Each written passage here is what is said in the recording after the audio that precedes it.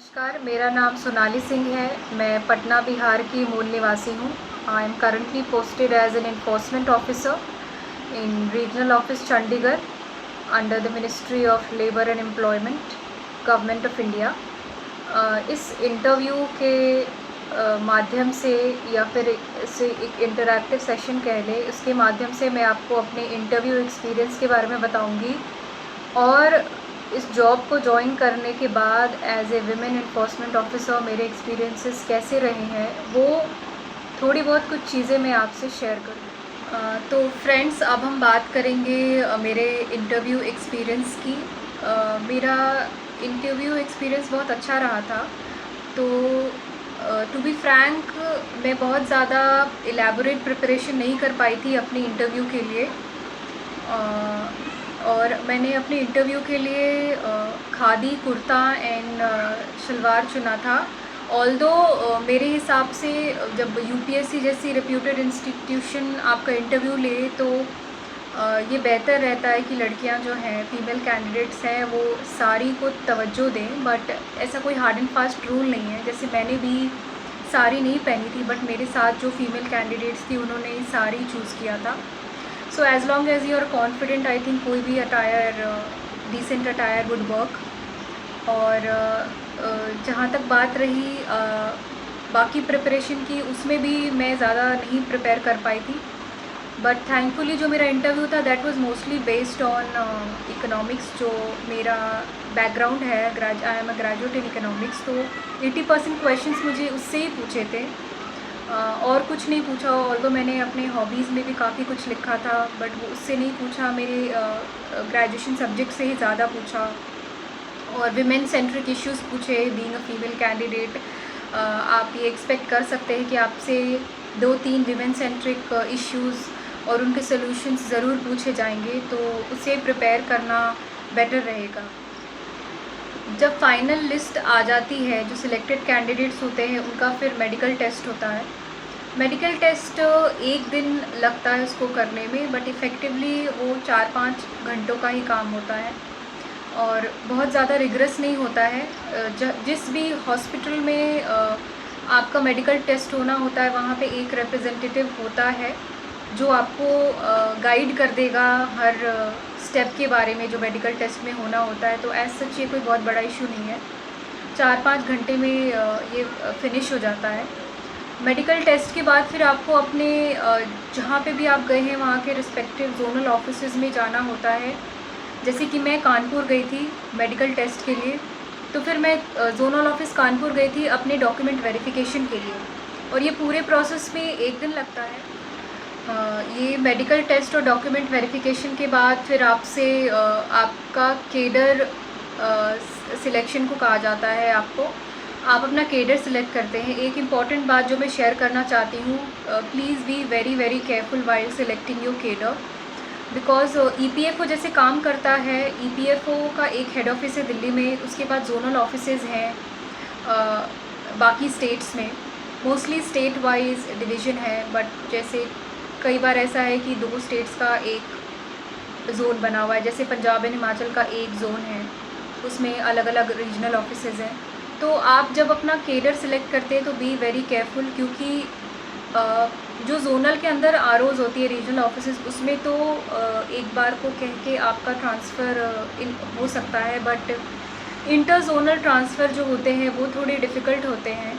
इसीलिए मैं बार बार कहूँगी, जब आप केडर सिलेक्ट करें तो be very very careful. Medical test और डॉक्यूमेंट वेरिफिकेशन के बाद आपके ट्रेनिंग इंस्टीट्यूट्स अलॉट हो जाते हैं। हमारे बैचेस को अलग अलग ट्रेनिंग इंस्टीट्यूट में डिवाइड कर दिया गया था। मेरी ट्रेनिंग पीडी नैस में हुई थी, जो कि चाणक्यपुरी दिल्ली में सिचुएटेड है। It is a good place and you are treated like officers. जैसा आपको ट्रीटमेंट मिलनी चाहिए वैसा मिलता है आपको। And every day different faculties from within the organization, from outside the organization, esteemed faculties visit and train you to be good officers. आपकी communication skills पे एंड इंटरेक्टिव स्किल्स पे वर्क किया जाता है, and you are expose to the functions, different functions of EPFO. उनकी schemes के बारे में बताया जाता है। And the training institute provides you all the facilities that you need, and all the training institutes, in fact not just mine, all the training institutes were good with facilities. And उसी training के दौरान आपको visit पे भी ले जाते हैं, establishments में ले जाते हैं, एंड सैम्पल इंस्पेक्शन करके दिखाते हैं कि हमारा जो मेन काम है इन्फोर्समेंट का वो कैसे होता है, उसकी एक थोड़े स्नीक पीक दिया जाता है हमें. एंड जो ट्रेनिंग पीरियड है I think it is very very important, क्योंकि उस टाइम पे you bond with your batchmates which is very very necessary. As and when you join, you will realize why the bonding between the batchmates is so necessary. और इसीलिए training period is a good opportunity to bond over, and I had a great time there, and I think everybody during the training itself आपका career allot हो जाता है. हमारे cases में भी career allot हो गए थे ट्रेनिंग के ख़त्म होने के 3-4 दिन पहले. तो ऐसा हुआ था कि कई लोगों को उनके केडर अलॉटमेंट से थोड़ी सी प्रॉब्लम थी, बट उस टाइम पे जब उन्होंने representation the regarding this, so the seniors and the management was kind enough कि उनकी प्रॉब्लम्स को रिकग्नाइज करे, एंड इवन बिफोर जॉइनिंग उनका केडर चेंज कर दिया गया था. So we were very happy about it कि the management was really considerate about our real problems, and so yes, after the training was over we had to join our zonal offices. First you join your zonal office, and then the zonal office allots your respective regional offices. So I joined my zonal office, and the zonal office trains you for a while, and it's like an on the job training sort of, and then you are allotted your respective regional offices where you actually work permanently.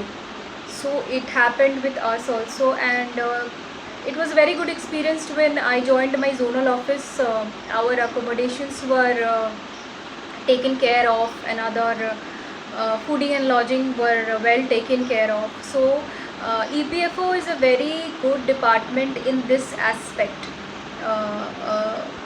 We have our own guest houses and holiday homes in, I think, almost all the states. If I'm not wrong, I'm not really sure about it, but I think most of the states have their own guest houses, decent guest houses. So this is one of the many good things about after you join your regional offices. आपको 1 साल के लिए as an accounts officer काम करना पड़ता है. Accounts officer के कई सारे रोल्स होते हैं. कई बार ये सारे रोल्स एक AO करता है, as an single individual has to do all these roles, और depending on the workload. And कई ऑफिसेज में ये रोल्स अलग अलग AO को दिए जाते हैं. फॉर एग्ज़ाम्पल AO का काम होता है claim settlement. when an AO is posted in the claim settlement section, तो उनके अंदर कई सारे और सेक्शंस होते हैं. 4 हो सकते हैं, 5 हो सकते हैं, कई जगह पे 7-8 सेक्शंस भी हैं. उन to give you a perspective, एक सेक्शन में on an average 6 dealing hands होते हैं, और एक सेक्शन में 6 डीलिंग हैंड्स को सुपरवाइज़ करते हुए एक सेक्शन सुपरवाइज़र होता है. And one AO can be handling as large as 4 sections together. So बहुत ही रिस्पॉन्सिबिलिटी वाला काम है. And other job profiles of AO can be AO PGHS handling the grievances, AO sitting as a PRO में आपको जो जन शिकायतें होती हैं उसको सुनना होता है और उनका निवारण करना होता है. So it gives you a lot of exposure as well as lot of job satisfaction, because as in my case also, when I sat as PRO for a very short stint, it was very very satisfying, because जो हमारा member base है mostly they are poor vulnerable people. तो जब आप उनकी शिकायतें सुनते हैं और उसका निवारण कर पाते हैं तो you get a lot of satisfaction. तो and other job profiles are could be AO RTI, AO legal, AO coordination. So AO has to do all these multiple roles and आपका जो skills है बहुत ज़्यादा बढ़ जाता है आफ्टर बीइंग एन AO. इतना personnel management and time management, क्योंकि जैसे जैसे डिजिटाइजेशन हो रहा है EPFO में, तो जो सर्विस डिलीवरी का टाइम पीरियड है वो कम होता जा रहा है. ग्रीवांस सेटल करने का टाइम पीरियड कम होता जा रहा है. तो the AO has to ensure कि ये सब चीज़ें टाइम पर हो. सो you develop a lot of skills in here for personal management, time management, and and meanwhile you learn so many rules and regulations of Government of India and the allied rules. So it's really satisfying and enriching experience to be an AO in EPF. जब आप एक साल के लिए as an EO अपना stint complete कर लेते हैं, उसके बाद आपका कन्वर्जन EO में होता है. ऐसा ये हार्ड एंड फास्ट रूल नहीं है कि एक साल के बाद आपका कन्वर्जन हो ही जाना है, but this is a policy. यही है कि एक साल के बाद आपका कन्वर्जन हो जाए. बट अभी भी कई ऐसे ऑफिसेज है, रीजनल ऑफिसेज, जहाँ पे मेरे बैचमेट्स AO के तौर पर ही काम कर रहे हैं. आइदर ऑफिस ने उनका कन्वर्जन किया ही नहीं, या तो वो रिक्वेस्ट बेसिस पे एज एन AO ही रिटेन्ड है वहाँ पे. So it completely depends on the regional office and also EO cadre में कितनी ज़रूरत है और कैंडिडेट्स की, उस पर डिपेंड करता है. सो ऐसा कोई हार्ड एंड फास्ट रूल है नहीं. मेरा कन्वर्जन इन EO केडर हो गया था एक साल के बाद. इनफैक्ट जोनल ऑफिस, मेरे जोनल ऑफिस में जितने कैंडिडेट्स थे, उन AOs थे, उन सबका ही कन्वर्जन हो गया था EO में. और अगर मैं पर्सनल एक्सपीरियंस बताऊँ अपना कन्वर्जन का, so initially it was very harrowing experience for me. I was hesitant about this job EO profile because it is a field work in toto, and since I was born and brought up in a very protective environment with least exposure to the outside world, so I was hesitant about it initially. But जैसे जैसे I started accepting it, I started accepting this as a challenge. In fact, to be honest, this job EO profile is not just challenging for women but also challenging for men. It is equally challenging for them. Any enforcement job is challenging in fact, and so is this EO profile. Exactly when I say this, जब आप inspection करते हो तो आपको not just अपना act पता होना चाहिए, बट अलॉट में ही allied laws for other, for example other labor laws. You should have decent knowledge about other laws also. So you imagine how well your legal knowledge becomes after you become an enforcement officer, because you're supposed to know, I think, everything under the sun. And when you conduct inspections and you meet new people, and it brings a lot of good changes in your personality. For example, if I speak for myself, I was very hesitant in speaking in public. I always had this fear of speaking in public, but as and when I started meeting people, sometimes you meet very difficult people, so a lot of good changes happen within you, because most of the times you are conducting inspection on your own. So you have to learn how to manage the difficult situations. So it teaches you a lot, these conducting inspections. And apart from this, my batchmates would get me when I say this.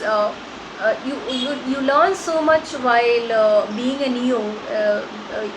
You have to have knowledge of not just the EPF Act but also the other allied acts, for example the other labor laws.